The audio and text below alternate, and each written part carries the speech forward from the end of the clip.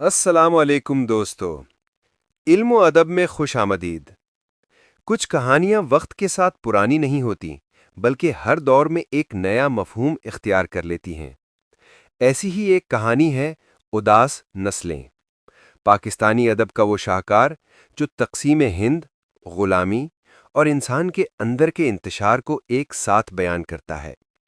لکھا گیا تھا 1963 میں، مگر آج بھی اس کی گونج ہمارے ارد گرد سنائی دیتی ہے۔ آئیے جانتے ہیں کہ آخر یہ ناول اتنا خاص کیوں ہے۔ اداس نسلیں کی کہانی پنجاب کے ایک گاؤں سے شروع ہوتی ہے، جہاں نعیم نامی نوجوان آزادی، انصاف اور شناخت کے خواب دیکھتا ہے۔ وہ تعلیم کے لیے شہر آتا ہے، سیاست میں دلچسپی لیتا ہے اور آزادی کی تحریک میں شامل ہو جاتا ہے۔ مگر جیسے جیسے وقت گزرتا ہے، وہ سمجھتا ہے کہ آزادی صرف نعرہ نہیں، ایک جد و جہد ہے، جس کے اندر تضادات، قربانیاں اور دھوکے چھپے ہیں۔ ناول میں ہم دیکھتے ہیں کہ 1910 سے 1947 تک کا زمانہ کس طرح عام انسانوں کی زندگیوں کو بدل دیتا ہے۔ برطانوی راج، جنگ عظیم، معاشرتی طبقاتی فرق اور پھر تقسیم، یہ سب ایک نسل کی امیدوں کو توڑ کر انہیں اداس نسلیں بنا دیتے ہیں۔ نعیم، کہانی کا مرکزی کردار، جو تعلیم یافتہ، باشعور اور خواب دیکھنے والا نوجوان ہے۔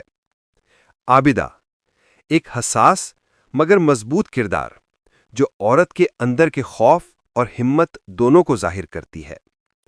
فہمی، رفیق اور دیگر وہ لوگ جو اس معاشرے کی مختلف پرتوں کو دکھاتے ہیں، کچھ آزادی کے دیوانے، کچھ مصلحت کے قیدی۔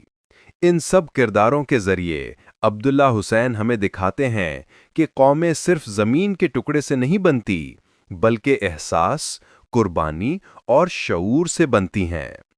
اداس نسلیں صرف ایک ناول نہیں، بلکہ ہمارے اجتماعی ضمیر کی کہانی ہے۔ یہ سوال اٹھاتی ہے کہ کیا ہم واقعی آزاد ہوئے یا صرف مالک بدل گئے؟ یہ ناول طبقاتی تفریق، قوم پرستی، محبت، دھوکے اور انسان کی اندرونی تنہائی پر گہرا تبصرہ کرتا ہے۔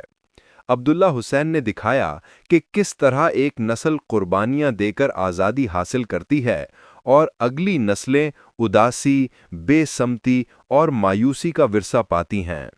یہی وجہ ہے کہ ناول کا عنوان اداس نسلیں ہیں، کیونکہ یہ ان لوگوں کی کہانی ہے جنہوں نے خواب تو دیکھے مگر حقیقت نے انہیں توڑ دیا۔